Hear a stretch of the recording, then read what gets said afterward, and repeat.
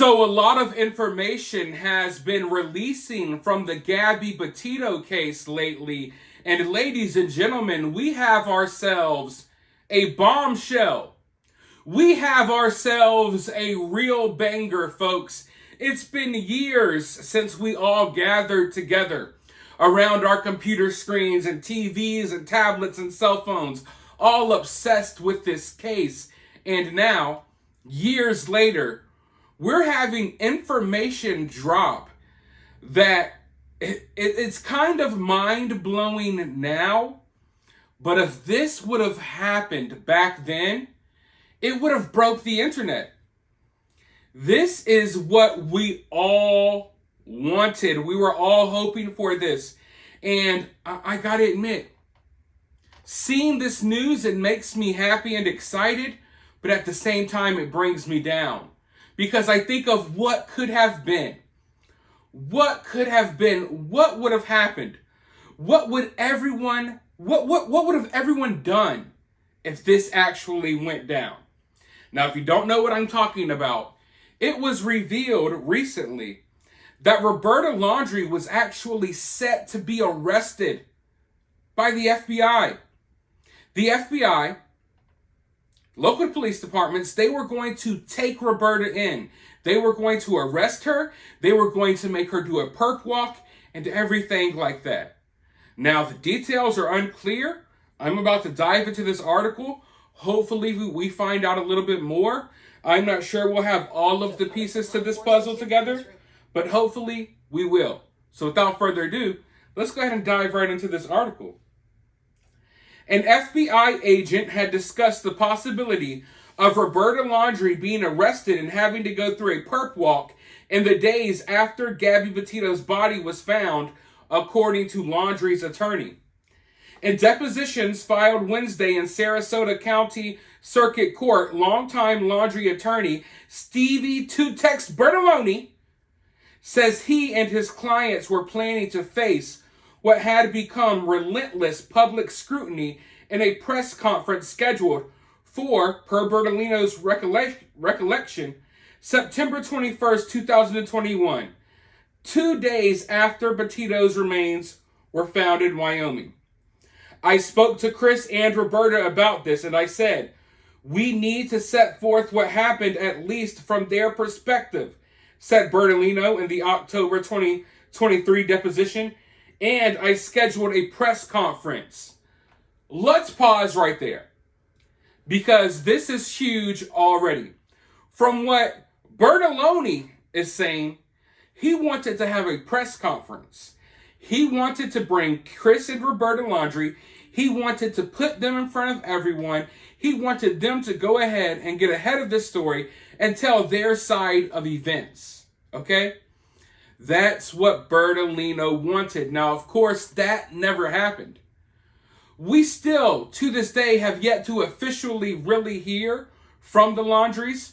We got to hear a lot of what the Laundries had to say in court, but we didn't really get to hear it with our own ears. We didn't really get to see them voice these things with their own mouths. You know what I mean? So still to this day, we're kind of waiting to hear them actually talk, outside of court. But if these people were innocent, if Chris and Roberta were innocent and they didn't know anything, I think this would have been a good idea. Now, of course, at the time, we would have tore them apart. Let's be honest, folks. We would have tore those two apart if they got up there and said anything. So maybe it's best for them that they didn't, but I can't help but wonder what if. What are the possibilities? Could they have gone up there and set the record straight, and could they have gone up there and got some of the heat off of them? Possibly. Or could they have gone up there and said something that made people even more skeptical? I think that's very likely as well, but let's go ahead and go forward. Bertolino says the FBI, upon learning plans for Bertolino and possibly the Laundries themselves speaking publicly, advised against the press conference and divulged the possibility of Roberta, Brian's mother, being charged.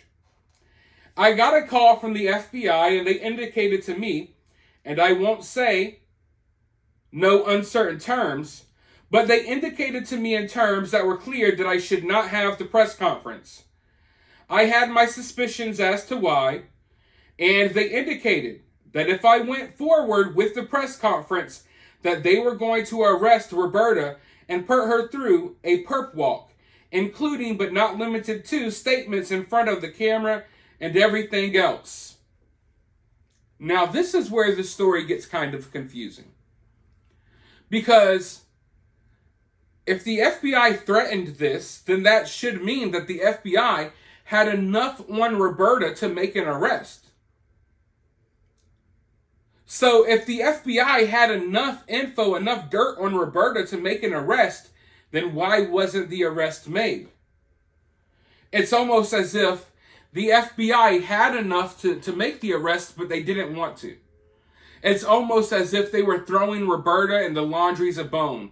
They were letting them off easy, but they were letting Bertolino know, hey, if you get out here and you do this press conference and you rile people up and you draw more attention to yourselves, we're going to have no choice but to arrest Roberta. Because really, we probably already should have, but we're trying to be nice. But if the public pressure mounts even more, or if Roberta slips up and says something, that incriminates her, which we already know, we already have information to arrest her, we're going to be forced to arrest her.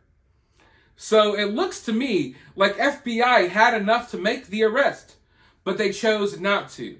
And they gave Bertolino an ultimatum. Either y'all shut up and be quiet in the background, and maybe we'll let Roberta off, or you come out here and you start talking, we're going to make an arrest. And we're going to do the perp walk. We're going to have, reporters in her face, shoving microphones in her face, asking questions. We're going to do the whole 9 yards. But let's go forward. That came from Brian Gee, the New York agent I was dealing with. Bertolino says the FBI tipped their hand on what Roberta could have been charged with. I discussed it with Roberta, and we were at a loss as to what they could possibly be charging her with, and I don't want to misspeak, but I believe I had a back and forth conversations with Brian G as to what is here and what he could not tell me. All he would tell me was that he believed it was something electronic. It was something they believed Roberta had done with the electronics. Bertolino adds that his only theory on what electronics-related charge the FBI could use to arrest Roberta was accompanying her son to a cell phone store to purchase a new phone after he had returned from Wyoming without Petito. Bertolino indicated to G, purchasing a cell phone is something many parents, including himself, routinely do with their children.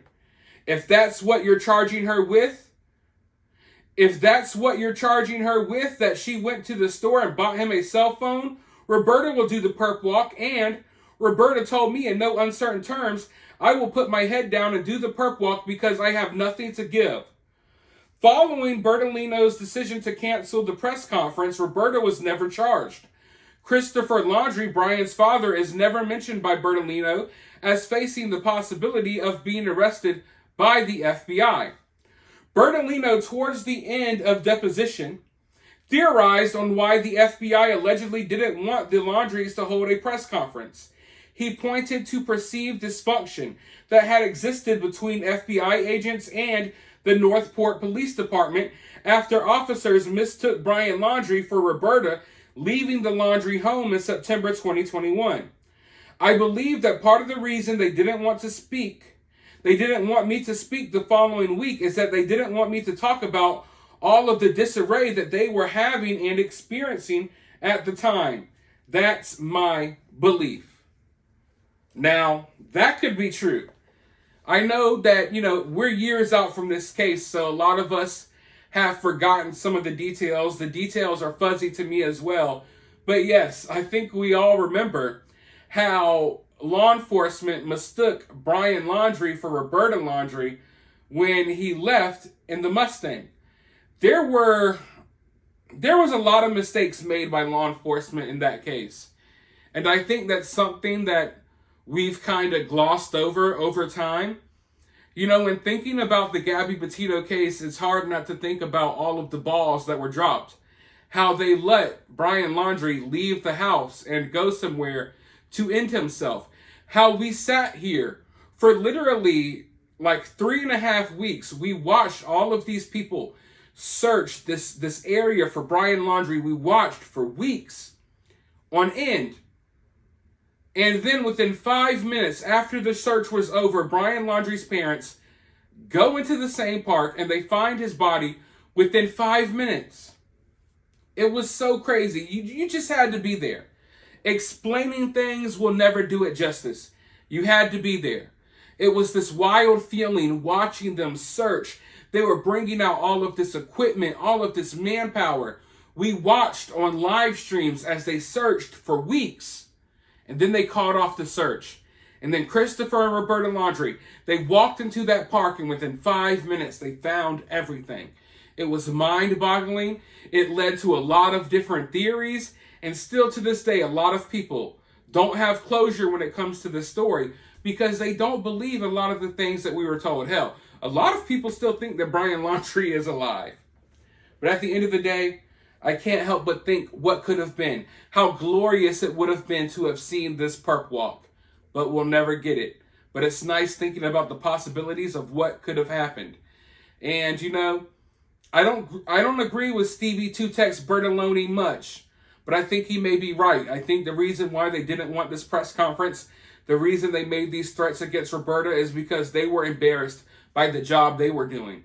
But for now, let me know your thoughts about this down in the comments below. If you're feeling generous, you can donate to the channel via Cash App. I'll have my Cash App in the pinned comment. You can also donate via Super Thanks or for free. You can help the channel by liking, subscribing, ringing that notification bell, all of that good stuff. But with that being said, I'll talk to you all very soon in the next one.